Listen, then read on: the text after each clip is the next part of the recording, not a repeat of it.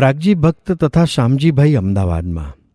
ભગતજી તથા શામજીભાઈ મહુવાથી વહાણમાં બેસીને સુરત ઉતર્યા અને ત્યાંથી વરતાલ ગયા. વરતાલથી આચાર્ય મહારાજ રામનવમીનો સમયો કરી અમદાવાદ શ્રી અયોધ્યા પ્રસાદજી મહારાજને જોવા ગયા હતા. ભગતજી તથા શામજીભાઈ અહીં આવીને પ્રથમ શુક સ્વામીને મળ્યા અને પ્રાર્થના કરી, અમને હવે સત્સંગમાં લ્યો.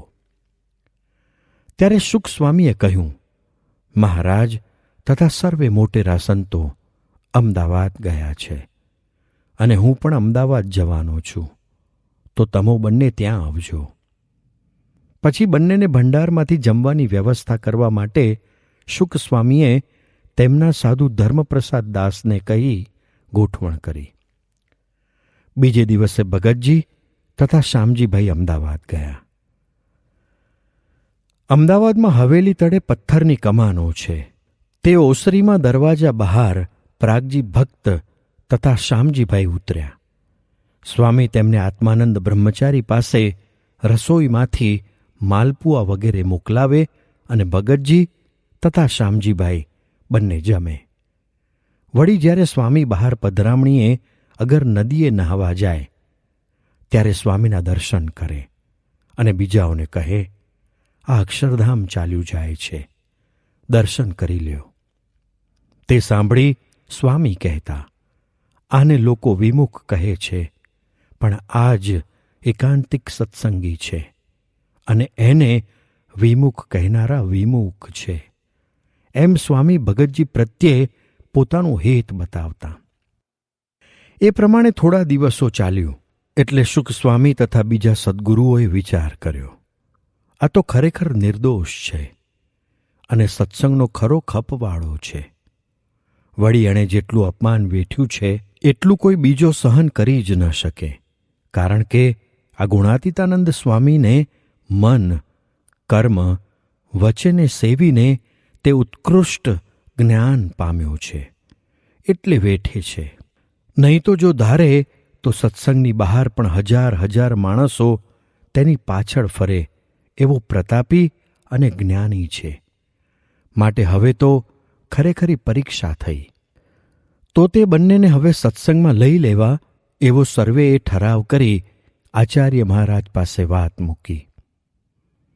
ભગતજીને તો સ્વામીના દર્શન કરવાની તાણ એટલે સમાધાન કરવાને બહાને સ્વામી જ્યાં હોય ત્યાં પોતે જાય અને શુકમુનિ, પવિત્રાનંદ સ્વામી વગેરેને પાછા લેવાની વારંવાર પ્રાર્થના કરે. છેવટે આ વાતનો વિચાર વરતાલ ગયા પછી કરીશું અને સર્વેની ઈચ્છા પ્રમાણે તે બંનેને સત્સંગમાં લઈશું એવી અનુમતિ આચાર્ય મહારાજે પણ આપી. પછી ભગતજીને તથા શામજીભાઈને સ્વામીએ વરતાલ આવવા આજ્ઞા કરી એટલે સ્વામી સાથે વરતાલ જવા નક્કી કર્યું. બીજે દિવસે સવારમાં સ્વામી સભામાં બિરાજમાન હતા. તે વખતે આશારામ જે પાછળ બેઠા હતા તેમણે સંકલ્પ કર્યો, સ્વામી જો અક્ષર હોય તો મારી પાસેથી માળા માગીને ફેરવીને પ્રસાદીની કરી આપે. તેમનો આ સંકલ્પ જાણીને સ્વામીએ તેમના તરફ પાછળ હાથ કરી કહ્યું, આશારામ, તમારી માળા આપજો. એમ માળા માગીને 5 માળા ફેરવી પ્રસાદીની કરી તેને પાછી આપી. આથી તેમને સ્વામી પ્રત્યે ઘણો જ ભાવ થયો. તે દિવસે મહારાજની હવેલીમાં જૂનાગઢના તમામ સાધુ પાળાને રસોઈ હતી એટલે બપોરે સ્વામી હવેલીમાં જમવા પધાર્યા. આચાર્ય મહારાજે ખૂબ જ ભાવથી સ્વામીને જમાડવા તૈયારી કરી હતી. સ્વામી માટે સોનાનો થાળ લાવી તેમાં પીરસાવ્યું. પછી આચાર્ય શ્રી અયોધ્યા પ્રસાદજી મહારાજ સ્વામી પાસે બેઠા અને હાથ જોડી કહ્યું, સ્વામી, આ થાળ પ્રસાદીનો કરવો છે, માટે આપ આ થાળમાં જમો. ત્યારે સ્વામી બોલ્યા, ધાતુના પાત્રમાં સાધુથી જમાય નહીં. એ સાંભળી આચાર્ય મહારાજે કહ્યું, સ્વામી, આપ તો મહારાજનું સ્વરૂપ છો એટલે આપને બાધ નથી. વળી મહારાજના વખતમાં અમારો વ્યવહાર દુબળો હતો. તેથી મહારાજની આવી રીતે અમો સેવા ન કરી શક્યા, અને આપે તો મહારાજને અખંડ રાખ્યા છે. તે આપની સેવા તે મહારાજની જ સેવા છે, એમ હું જાણું છું. માટે કૃપા કરી આપ આ થાળમાં જમો. આપને તો કંચન અને કચરો બધું સરખું છે. ત્યારે સ્વામી કહે, આપ કહો છો તેમ કચરો અને કંચન સરખું છે એ વાત સાચી, પણ મહારાજની આજ્ઞા છે કે આ ધૂળના પાત્રમાં જમાય અને આ ધૂળના પાત્રમાં ન જમાય. વળી હું મહારાજનો મુખ્ય સેવક થઈને આજ્ઞા લોપીશ ત્યારે બીજો કોણ પાડશે?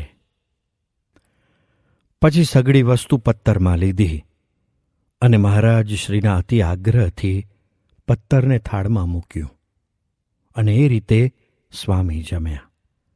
બીજે દિવસે એકાદશી હતી, અને નડિયાદથી કૃપારામ પંડ્યા સ્વામીને પોતાના ઘેર પધરામણી કરવાની હોવાથી તેડવા આવ્યા હતા. તેમની સાથે સ્વામી તથા સંતો નીકળ્યા. રેલગાડીની તે વખતે શરૂઆત થઈ હતી. સ્વામી પહેલ વહેલા રેલગાડીમાં બેઠા. થોડી વારમાં નડિયાદ આવ્યું એટલે કૃપારામભાઈએ સ્વામીને કહ્યું, સ્વામી, નડિયાદ આવી ગયું. એટલે સ્વામી કહે, અરે, એટલી વારમાં નડિયાદ આવી ગયું?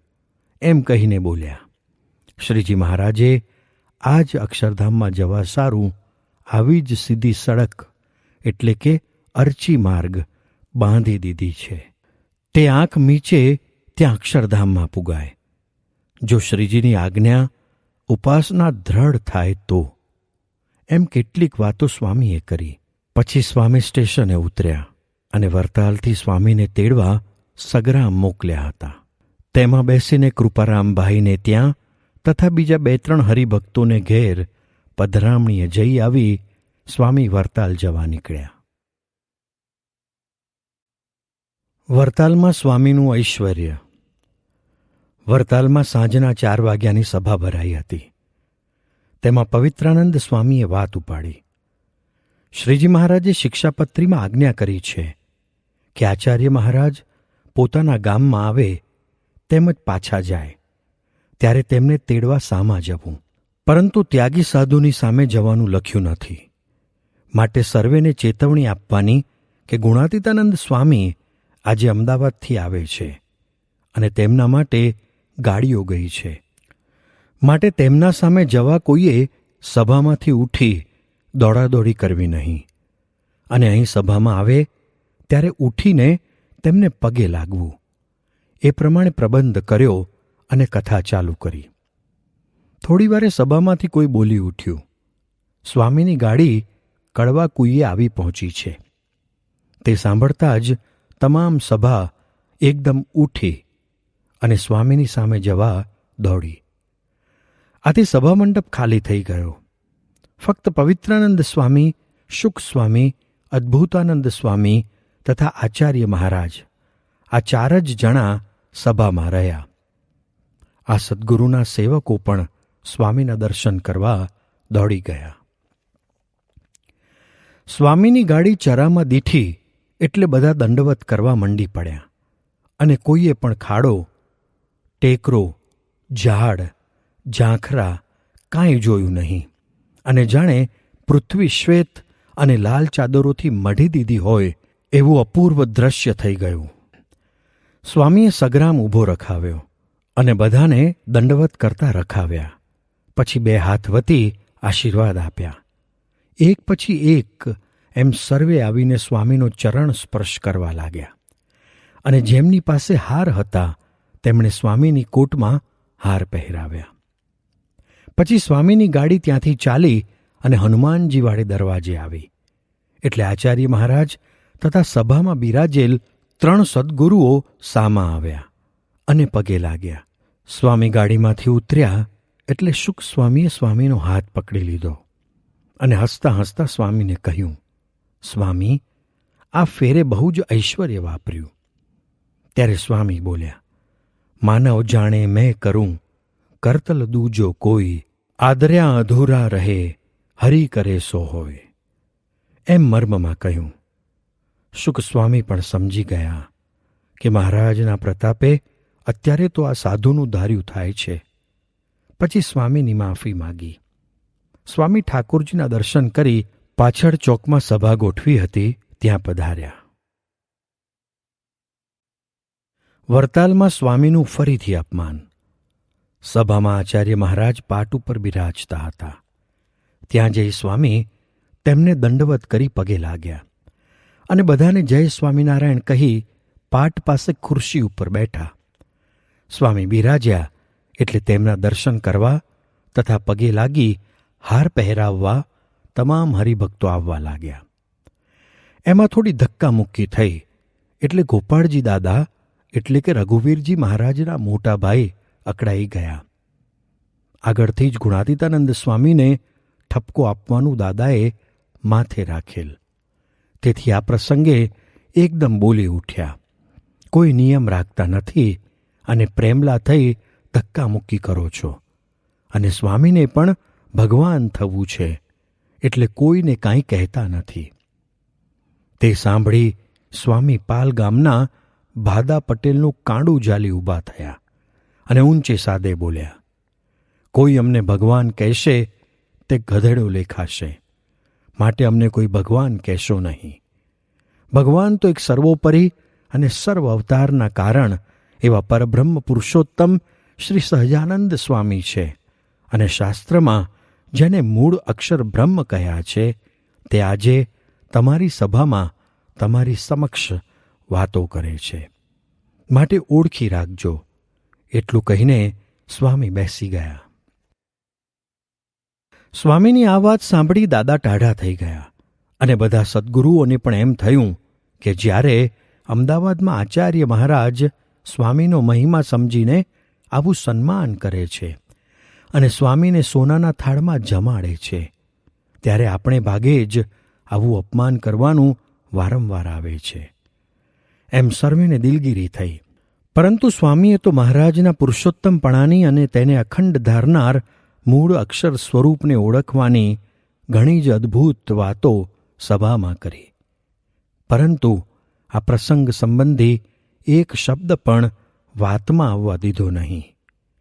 સ્વામીનું અપમાન દાદાએ કર્યું એ વાતની બાઈઓની હવેલીમાં ખબર પડી એટલે દાદાને બોલાવીને કહ્યું, સ્વામીની માફી માગી આવો તો જમવા મળશે.